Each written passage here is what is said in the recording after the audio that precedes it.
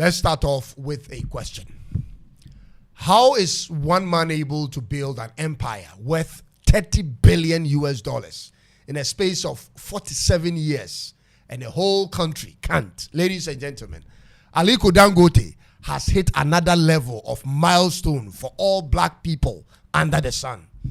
According to Bloomberg Billionaire Index, Aliko Dangote is now worth $30 billion, which now makes him the richest black man in the modern era in all of the world.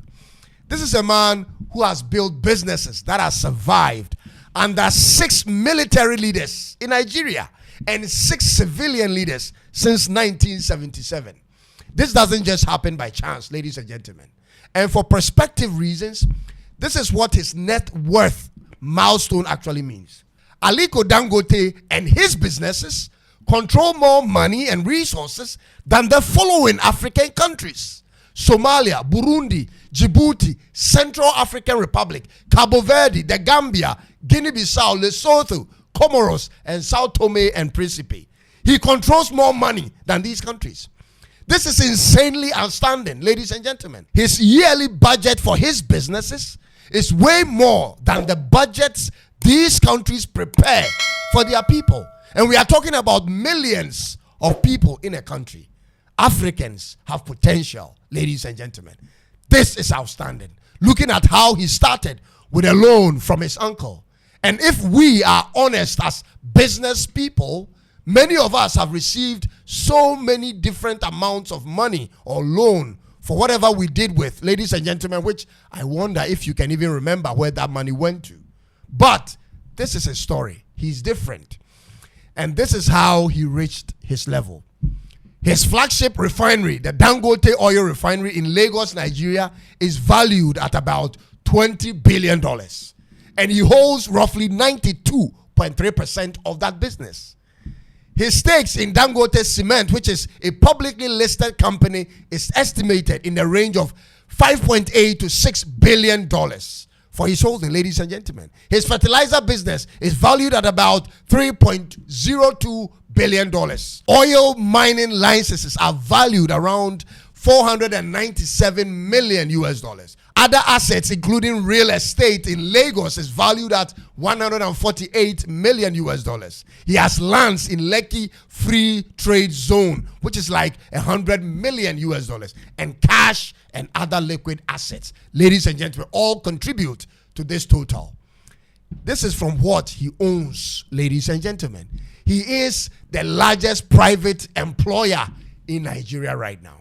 The company reported that Dangote Cement alone employs 21,649 people as of December 31st last year. With his other businesses, he employs in total of 30,000 people directly. It is also estimated that people who indirectly work for the Dangote Group through contracts and off-takers total to about 54,000 people in all. One man, ladies and gentlemen. Africans have potential. Gone are the days when we only heard of such things about billionaires in the Western Hemisphere. It is now right here with us. There is nothing a black man cannot do with the right support, the right environment, and the right work ethic.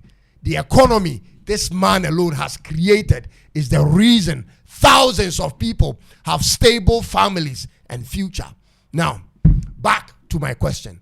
How is one man able to put such a profitable empire together and sustain it for this long, and a whole country with access to taxes, revenues, natural resources, remittances, and abundant human resource cannot? Somebody explain this to me.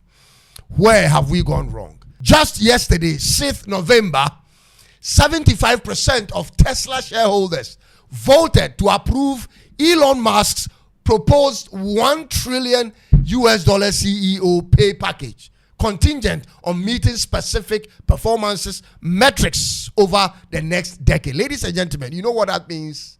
This simply means when Elon Musk is able to hit those metrics presented to him in the next 10 years, his take-home paycheck is fixed at $1 trillion US dollars. And this guy, Elon Musk, is from South Africa.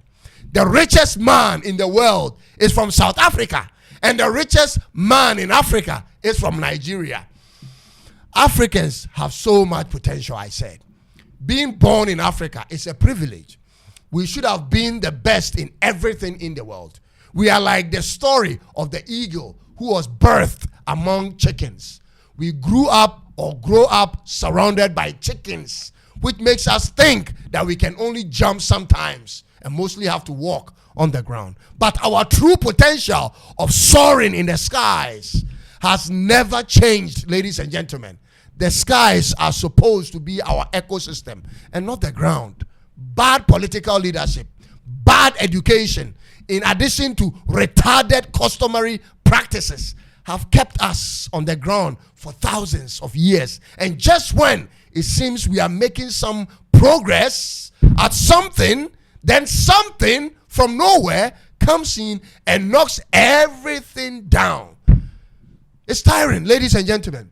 Aliko Dangote is 68 years old and has resigned from his role as chairman of Dangote Cement and chairman of Dangote Sugar Refinery just in July and June of this year, respectively. He's focusing on the refinery. He's done it all, ladies and gentlemen. Whatever issue you may have with his monopoly over all these commodities in Nigeria is neither here nor there. Because I know in my heart, you would have taken that opportunity if it were presented to you. But in order to secure that kind of opportunity in the first place, you first have to build a business that succeeds for decades under 12 heads of states in Nigeria and capable of meeting the kind of demand there is in Nigeria. 200 million people all year round across 923,768 square kilometers of a country. Can you? That's what you are up against, ladies and gentlemen. When you have 5 of such gigantic businesses in your country, you already have the economy in check when it comes to unemployment and inflation. This is something lacking in all of Africa. We can all attest to it. Our businesses are mostly at the micro levels. Our working capital is usually in a few thousands of dollars. We don't collaborate and we don't expand, ladies and gentlemen. When you look at the corner shops in your neighborhood, you observe that the size of those stores or shops have been the same from the time you knew them. And they are in that same location all the time. They never expand. What has happened is this. Other shops selling the same items have rather sprung up in that community. We aren't really growing. We are just multiplying with other micro businesses. What it takes to be a Dangote is more than having a business idea and a passion for success. Strategies will count. Diligence, effective management, smart partnerships, collaborations will be the most required, ladies and gentlemen. I am one of the few people who, in spite of the success Aliko Dangote has chalked over the years, still believe that he has stagnated his own worth for the reason of holding maximum control. I will explain that to you in a minute. I believe he could have been way richer than he is right now if he wanted to, and here is how.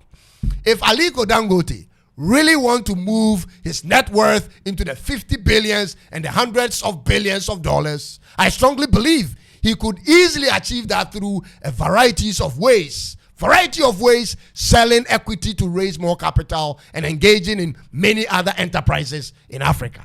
He could already be worth $100 billion if he were that greedy for more. He's simply done the best with the industries he's had and chosen over the years. That's how I see him. I have a lot of respect for him, especially for what he has been able to do with the refinery, because this is something even a country struggle with. Ghana, my home country, is struggling with running a profitable refinery for starters, ladies and gentlemen. And therefore, it's no small feat as an African black man to own one. We are busily fighting ourselves and engaging in religious wars when these same people we are out there trying to kill could be the market we need to grow our businesses. Think about it. We have potential, but it's all buried under too many nonsensical, non-profit, and time-wasting rubbles, ladies and gentlemen.